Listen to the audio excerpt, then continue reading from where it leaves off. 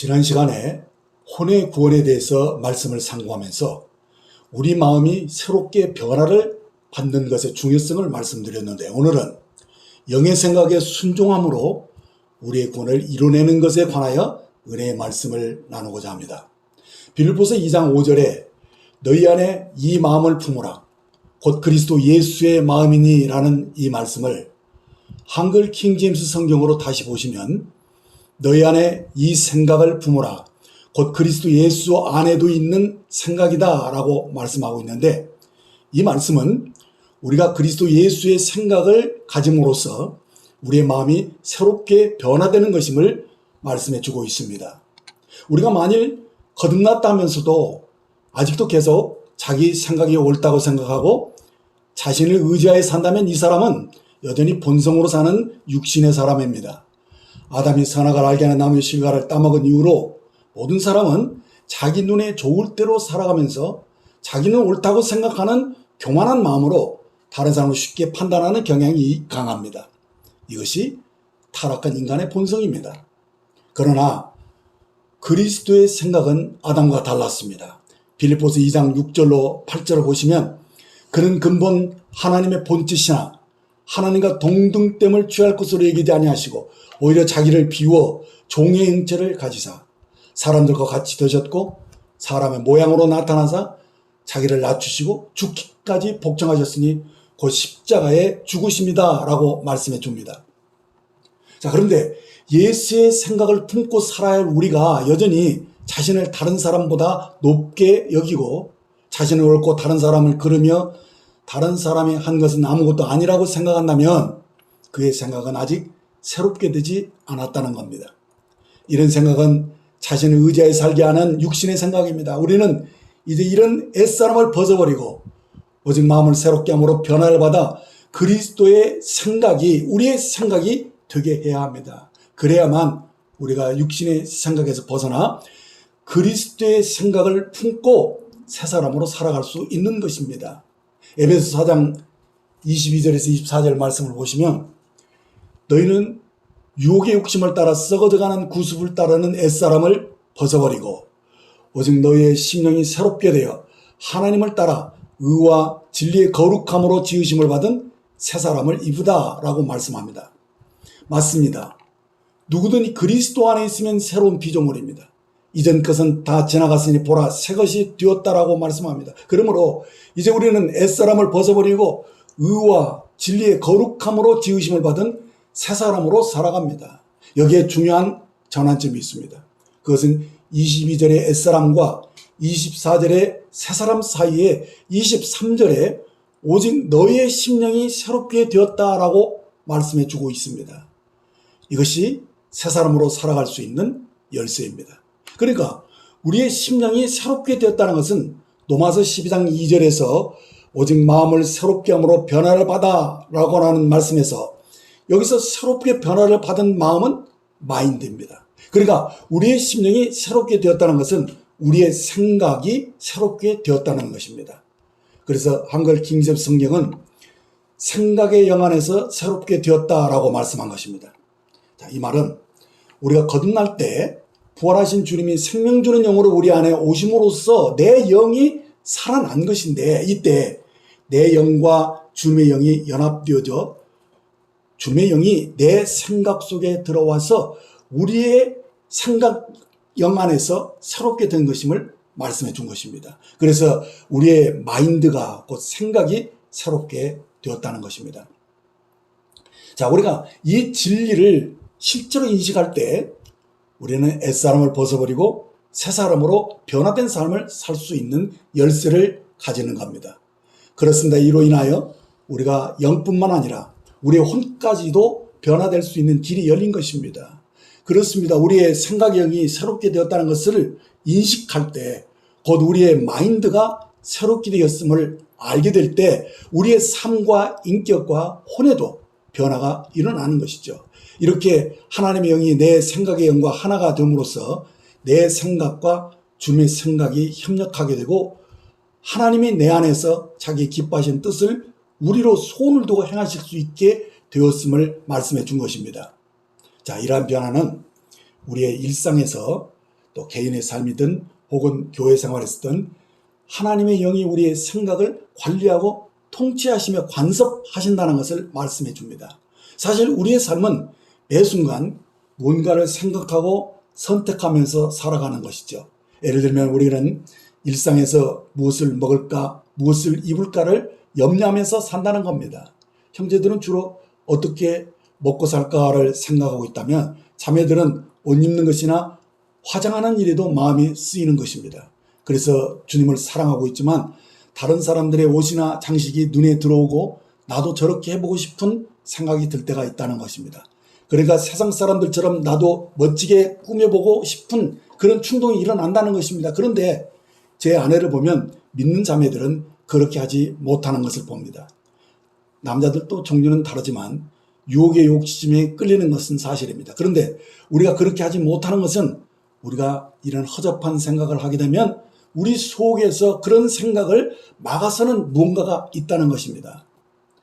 이것은 우리 안에 거하시는 주의 영이, 곧 연합된 영이 우리가 그런 허접한 생각을 할 때 참변하고 제지하시면서 우리의 마음을 만지심으로 그걸 그만두게 만드시는 것입니다. 주님이 내 안에서 너는 정말 나를 사랑하느냐? 너는 과연 나를 따르는 자이냐라고 묻는 것처럼 느껴지고 그런 헛된 생각을 그만두게 만드시는 것입니다. 이것이 바로 생각의 영이 우리의 영 안에서 나를 새롭게 하기 때문입니다. 그래서 우리가 옛사람의 행실로 돌아가지 못하게 하는 것입니다. 빌립보 교회는 사도 바울의 사역 초기부터 그의 필요를 공급하고 돌봐준 충성된 교회였습니다. 그런데도 2장 3절 4절을 보면 아무 일이든지 다툼이나 허용으로 하지 말고 오직 겸손한 마음으로 각각 자기보다 남을 낮게 여기고 각각 자기 일을 돌볼 뿐만 아니라 또한 각각 다른 사람의 일을 돌보아 나의 기쁨을 충만하게 하라라는 이 권면한 것을 보면 빌립보 교회 안에도 아직도 세상 사람들처럼 벗어버려야 할 옛사람의 구습이 남아있음을 봅니다. 4장 2절을 보면 내가 유오디아를 권하고 순두개를 권하노니 주 안에서 같은 마음을 품으라 하신 이 권면을 보게 되면 이 교회 안에 봉사를 처음부터 같이 했던 두 자매가 서로 갈등하고 있다는 것을 바울 사도도 알고 있었음을 봅니다. 아마 초기부터 함께 봉사했던 두 자매는 자신 뜻도 모르게 경쟁하는 사이가 되었을 것입니다. 우리도 멀리 있는 사람과는 문제가 생기지 않지만 가까이 있는 사람 사이에는 원망과 시비가 생기는 것을 봅니다. 그러니까 자신보다 더 앞섰다고 생각하면 질투심이 생기면서 소극적인 마음을 가지게 됩니다. 이때 성령님은 틀림없이 그녀의 생각 속에서 왜 질투하는지를 물으셨을 것입니다. 이것이 바로 생각의 영이 우리의 생각을 간섭하고 다스린다는 것입니다. 이때 우리는 이 생각의 영 안에서 우리의 생각이 새로워져야 하는 겁니다. 어떻게 새로워지는 겁니까? 이미 길을 제시해 되고 있습니다. 너희 안에 이 생각을 품으라 곧 그리스도 예수 안에도 있는 생각이다 라고 말씀합니다. 오직 예수 안에 있는 생각만이 우리의 생각을 새롭게 할 수 있습니다. 그렇습니다. 우리의 생각이 새롭게 되는 것은 우리의 존재를 새로운 존재로 되게 하는 것과 같습니다. 그러니까 우리 안에 합당치 않은 생각이 들어왔을 때 이 생각을 내려놓기 위해서 우리는 자기를 부인하고 자기 십자가를 지고 자신의 죽음을 넘겨줘야 합니다. 그래야만 부활하신 주님의 영과 더불어 내 생각이 바뀌면서 새로운 존재가 되는 것이죠. 곧 옛사람을 벗어버리고 새 사람이 되었음을 선포할 수 있다는 겁니다. 이렇게 우리의 생각은 예수 안에 있는 생각으로 새롭게 되는 것입니다. 자, 이렇듯 우리는 자주 많은 생각들을 하면서 이것저것 옳은 것, 좋은 것을 취사 선택하면서 살아갑니다. 그런데 어떤 생각이나 어떤 결정을 했을 때 마음이 편안하고 잘했다 하는 그런 만족감을 주기도 하지만 그 반대로 어떤 생각이나 또 어떤 결정을 하게 되면 마음이 불편해지거나 때로 평안을 잃을 때가 있다는 것입니다. 그런데 성경은 우리 내면에 일어나고 있는 이런 느낌을 주의해서 우리가 분별력 있게 살아야 할 것을 말씀해 줍니다. 로마서 8장 5절 6절을 보시면 육신을 따르는 자는 육신의 일을 영을 따르는 자는 영의 일을 생각하나니 육신의 생각은 사망이요 영의 생각은 생명과 평안이라고 말씀합니다.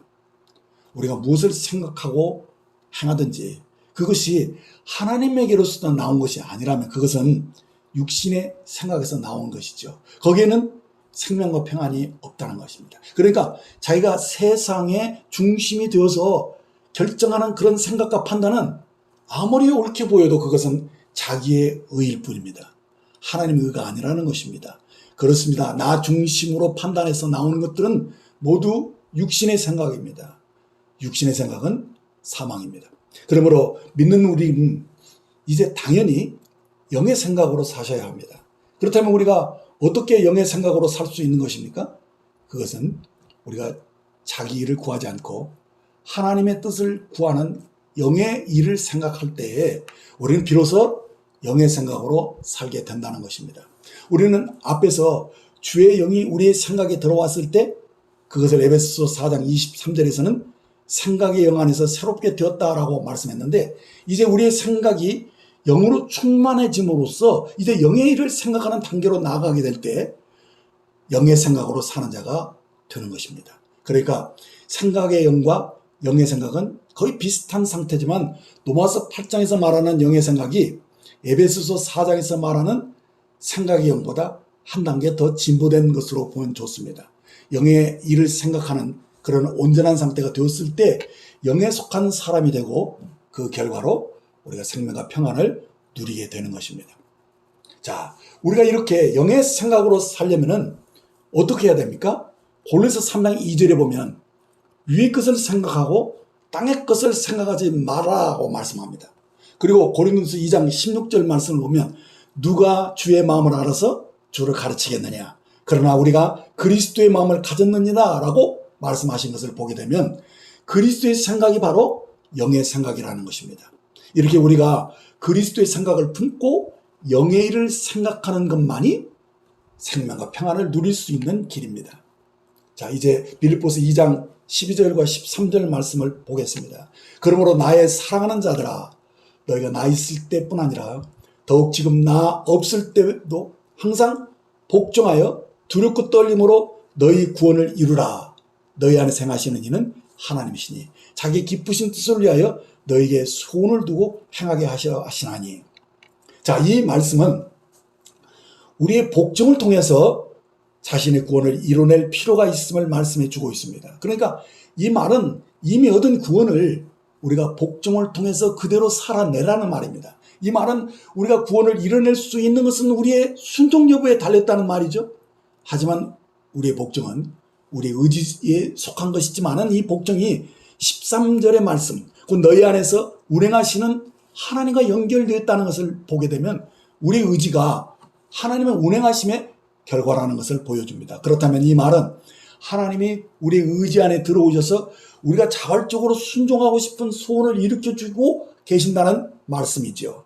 이렇게 하나님의 운행하심이 우리의 혼의 각 부분을 곧 감정과 지성과 의지에 이르기까지 확장되어 가고 있다는 말씀입니다. 그러니까 하나님의 영이 우리의 마음의 생각과 뜻 안으로 들어오셔서 우리가 선호하는 사상을 주장하시고 다스리며 또 우리의 전 존재를 혼의 각 부분의 변화를 확산시켜주고 있다는 말씀입니다. 성령은 우리가 주님을 사랑하고 그분을 추구하도록 우리의 마음을 움직이고 계신다는 것입니다. 특별히 우리의 생각에까지 영향을 미쳐서 우리가 자아에서 벗어나 하늘에 속한 신령한 일을 생각하게 만들고 심지어 우리의 의지를 들여서 복종하도록 우리가 단마음으로 기꺼이 하나님께 복종하도록 만들어 주시는 것입니다. 이것이 하나님의 구원이 우리의 온 존재 안에까지 이르게 되고 있음을 봅니다. 그렇습니다. 이렇게 되는 것은 우리의 영과 혼과 몸까지도 온전히 구원받도록 교육하셨기 때문인 것입니다. 그러므로 이제 누군가가 우리에게 구원받았는가라고 그 여부를 물으면 그가 부분적인 구원을 말하는 것인지 아니면 완전한 구원을 가리키는 것인지를 보셔야 합니다. 한면으로 보면 우리는 주님을 믿을 때 즉시 구원을 얻은 사람이 됩니다. 왜냐하면 우리의 영이 구원을 받았기 때문입니다. 그러나 다른 면으로 말하면 우리는 여전히 구원받아야만 하는 겁니다. 왜냐하면 우리의 혼의 각 부분은 아직 온전히 구원받지 못했기 때문입니다. 그래서 우리가 살아가는 과정 속에서 혼을 거룩하게 변화시켜가는 이 혼들의 구원이 체험되어져야 한다는 것입니다. 이것은 우리의 순종을 통해서만 우리 자신의 구원을 이뤄낼 수 있다는 말이죠. 자, 그러므로 이제 누군가 우리에게 구원받았습니까? 라고 묻는다면 우리는 주님께 감사합니다. 우리의 영은 의롭게 되었지만 우리의 혼은 구원을 계속 체험해가고 있습니다. 라고 말해야 옳을 것입니다. 왜냐하면 우리는 아직 완전하게 구원을 받지 않은 상태에서 주님이 다시 오시는 날까지 계속적으로 혼의 구원을 받아야 하는 것입니다. 이는 우리가 주님의 형상으로 더 많이 변화되어야 한다는 말씀입니다. 달리 말하면 그리스도의 장성한 분량까지 자라나야 하는 것입니다. 가끔 우리는 내가 과연 주님을 사랑하고 있는가를 자문하게 됩니다. 그것은 솔직히 말씀드리면 우리가 주님 외에 다른 것도 많이 사랑하고 있다는 것입니다. 그렇기 때문에 우리 마음속의 감정은 더 많이 구원받아야만 하고 그 외에도 우리의 생각과 의지도 마찬가지입니다. 더 구원받아야 됩니다. 만일 우리의 생각과 의지가 아직도 영으로 충만하게 점유되어 있지 않다면 우리는 부분적으로 구원받았을 뿐 우리의 혼은 완전히 구원받지 않은 상태라는 것입니다. 그래서 우리의 혼의 각 부분도 더 많은 구원을 체험할 필요가 있다는 것입니다. 완전한 구원은 혼의 각 부분의 구원만이 아닙니다. 로마서 8장 18절로 25절 말씀을 보시면 몸의 구원도 기다리고 있음을 보여줍니다. 생각한데 현재 고난은 장차 우리에게 나타날 영광과 비교할 수 없도다. 피조물이 고대하는 바는 하나님의 아들들이 나타난 것이니 피조물이 홍한데 굴복하는 것은 자기 뜻이 아니요 오직 굴복하게 하시는 이로 말미암아 그 바라는 것은 피조물도 썩어짐의 종로로 탄 데서 해방되어 하나님의 자녀들이 영광의 자유에 이르게 하는 것이니라. 피조물이 다 이제까지 함께 탄식하며 함께 고통을 겪고 있는 것을 우리가 아나니 그뿐 아니라 또한 우리 곧 성령의 처음 익은 열매를 받은 우리까지도 속으로 탄식하여 양자될 것 곧 우리 몸의 속량을 기다리느니라.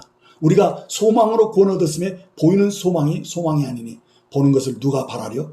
만일 우리가 보지 못하는 것을 바라면 참음으로 기다릴지니라 라고 말씀합니다. 그렇습니다. 우리는 지금 몸의 구속을 기다리고 있다는 것입니다. 몸의 구속이 이루어져야만 영, 혼, 몸이 모두 구원을 받는 것입니다. 언제 이 구원이 모두 완성되는 겁니까? 주님이 다시 오시는 날입니다. 그날에 예수 안에서 잠들었던 자들이 일어나 주님과 함께 공중에 오실 때 우리가 살아있는 사람이라면 홀연히 몸의 구속이 일어나서 우리가 공중으로 휴거될 것입니다. 그래서 우리는 그날을 기다리고 있는 것입니다. 자, 그러나 안타깝게도 오늘날 대부분의 그리스도인들은 영 안에서 겨우 구원받았을 뿐입니다. 주님을 믿을 때 영은 구원을 받지만 혼의 구원은 잘 모르고 있습니다. 하지만 우리가 우리의 온 존재의 각 부분에 주님의 은혜가 미치도록 허락한다면 성령께서 우리의 삶과 인격 속에서 그분의 영광의 형상으로 변화되어가는 이 혼들의 구원을 이루어 가 주실 것입니다. 그리고 그날이 되면 우리의 몸도 변화될 것입니다. 이렇게 우리는 완전히 변화되고 완전히 구원받는 사람이 될 것입니다. 이 구원이 이루어지는 과정에서 우리는 계속 그리스도의 장성한 분량으로 성숙해져 가는 것입니다. 자, 그런데 오늘 사람들은 대부분 아직 구원의 초기 단계에 있거나 약간 전진하고 있을 뿐 대부분 오랫동안 큰 폭으로 성장하지 못하고 있다는 것입니다. 왜냐하면 우리 안에 오신 그 영이 마치 감옥에 갇히신 것처럼 우리의 삶을 다스리지 못하시고 거부당하시고 저지당하고 계시기 때문입니다. 그분의 영은 우리의 혼의 각 부분을 감동하시고 치유하시며 성장시켜 가시기를 바라시지만 우리가 그분의 뜻을 알아차리지 못하고 가로막고 있으므로 자유롭게 통행하시지 못하고 갇혀 사시는 분처럼 곳곳에서 난관에 부딪히고 계시고 있다는 겁니다. 이런 사람은 영은 구원은 받았을지라도 여전히 과거의 자신 안에 갇혀 살고 있으므로 말하는 것이나 생각하는 것이나 행동하는 것이 아직도 예전의 방식에 붙잡혀 살고 있을 뿐입니다. 그래서 거의 영적인 성장과 변화가 없으므로 혼의 각 부분, 곧 그의 감성도 의지도 생각도 아무런 변화도 없이 그저 과거의 상태에 갇혀 산다는 것입니다. 그러므로 우리 안의 영은 구원받았지만 혼과 우리의 외적인 생활을 보면 아직도 구원받아야 할 부분이 너무도 많다는 겁니다. 우리의 생활은 자신 안에 갇혀 자신이 사랑하는 것만을 사랑하고 평소에 자기 방식대로 사는 것입니다. 우리가 이방인과 다른 점은 영의 차이가 있을 뿐이지 외적으로는 큰 차이가 없다는 것입니다. 그러니까 큰 죄는 짓지 않고 있지만 예전부터 짓고 있었던 이 습관적인 작은 죄들은 아직도 여전히 끊어지지 않고 있다는 겁니다. 말하는 것이나 생각하는 것이나 행동하는 것이 세상 사람들과 별반 다르지 않다는 것입니다. 자, 하지만 우리 안에 계신 분은 우리가 이전의 구습에서 벗어나 혼의 각 부분에 아름답고 덕스럽게 변화되기를 바라시고 계시는 것입니다. 지금도 늦지 않았습니다. 다행히 아직 주님이 오시지 않았으므로 우리가 변화될 기회가 아직 남아있다는 것입니다. 그럼 어떻게 해야 합니까? 주님은 마태복음 11장 29절에서 나는 마음이 온유하고 겸손하니 나의 멍에를 메고 내게 배우라. 그리하면 너희 마음에 쉼을 얻으리니 라고 말씀해 주었습니다. 주님은 어제나 오늘이나 영원토록 동일하신 분입니다. 실제로 우리 안에 내주하시는 주의 영은 비둘기와 같이 조용하고 부드러운 분입니다. 호랑이나 사자처럼 사납지 않다는 것입니다. 이는 우리를 매우 인격적으로 대하시고 계신다는 것입니다. 그러므로 주님이 우리 안에서 운행하실 때 주로 말씀을 통해서 우리를 깨닫게 하시고 마음에 감동을 주시며 소원을 두고 행하시는데 우리가 그 말씀에 귀를 기울이고 잘 배워서 순종하면 되는 겁니다. 우리가 순종하고자 하면 성령께서 우리로 순종할 수 있도록 도와주십니다. 그러니까 과거에 상처를 받아서 응어리지고 단단해지고 강팍해진 이 마음은 내면의 어린아이처럼 자라지 못하고 구부러져서 고쳐지기가 쉽지가 않지만 그래도 순종함으로 변화받으려고 한다면 주님이 그 상처를 만지시고 치유해 주시고 내면의 어린아이를 자라나게 해주신다는 것입니다. 이것이 우리에게 필요합니다. 그러나 우리가 만일 사납게 굴거나 고침을 받기를 거부하면서 고집을 부리면 그분은 비둘기처럼 숨어버리신다는 것입니다. 성령님은 매우 침착하고 부드럽게 우리를 만지시고 싸매시며 치유하십니다. 우리의 마음을 부드럽게 어루만지면서 새 마음을 주고자 하십니다. 이때 우리도 마음을 열고 순종하라는 것입니다. 특별히 지난날의 아픔을 위로하시고 감동하실 때 감사와 찬양으로 반응하시고 순종하시면서 성령의 기름 부음을 통해서 지난날 과거의 상처가 치유되어야 합니다. 상처를 인해서 모질어지고 강팍해져서 빈정거리며 원망하는 마음이 누그러지면서 부드러운 마음으로 새 마음으로 바뀌어야 합니다. 이렇게 성령이 운행하고 역사하실 때 우리가 더욱 가까이하여 순종하게 되면 그 기름 부으심을 통하여 우리의 혼의 각 부분이 구원을 받게 되는 것입니다. 성령님께 혼의 각 부분을 양도해 드리십시오.